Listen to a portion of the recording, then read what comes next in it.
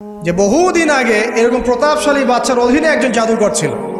এই জাদুকরের যখন বয়সটা বুড়ো হয়ে গেল, তখন সে তার ওই বাচ্চাকে বলছে যে আমার তো বয়স শেষ, আমার এই বিশাল জ্ঞানগুলো কি করব?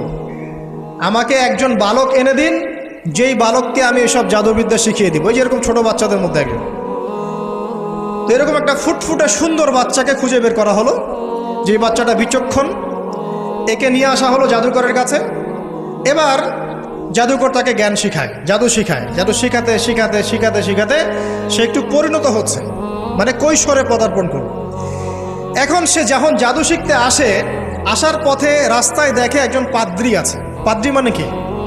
পাদ্রী মানে দরবেশ, মানে যে আল্লাহ বিশ্বাস করে, হয়তো আগেকার আসমানি কিতাবে সে বিশ্বাস করত। এমন একজন পাদ্রীর সন্ধান সে পায়। সে ওই পাদ্রীর কাছে গিয়ে বসে। সেই পাদ্রী তাকে আসমানি কিতাবের যে মর্ম, যে বাণী, এগুলো শোনায়।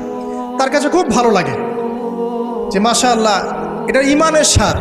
যখন কোরআন শুনি আমাদের ভালো লাগে না, আসমানি কিতাব যখন শুনে তার কাছে ভালো লাগে। সে বলে যে আমি এটা শিখতে চাই। তখন এই পাদ্রী তাকে বলে, তুমি তো জাদু শিখতে যাও এই বাচ্চার দরবেশের কাছে, বাচ্চার জাদুকরের কাছে, যদি ওরা জানতে পারে তাহলে তো সমস্যা। তাহলে উপায় কি?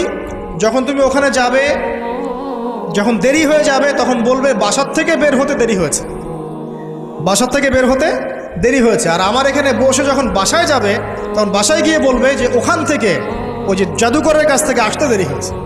মানে কৌশল অবলম্বন করতে তিনি শিক্ষা দিলেন।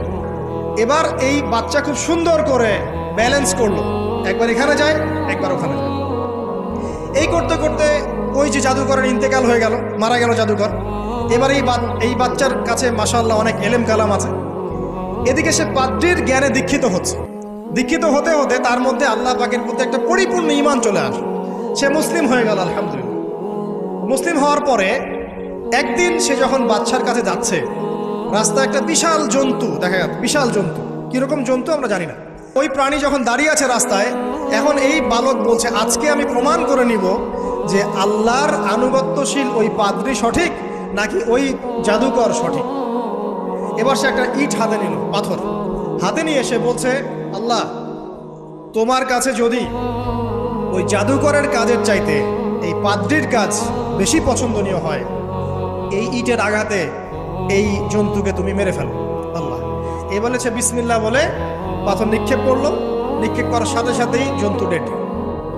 তখন তার আইন আল ইয়াকিন, হাক্কুল ইয়াকিন হয়ে গেল যে হ্যাঁ, আল্লাহর কাছে এই পাদ্রীর আমলই সবচেয়ে বেশি পছন্দনীয়। তার আর মনে কোনো সংশয় থাকলো না। কিশোর মানুষ না, কতটুকুই বা বোঝেন নাই। এবার তার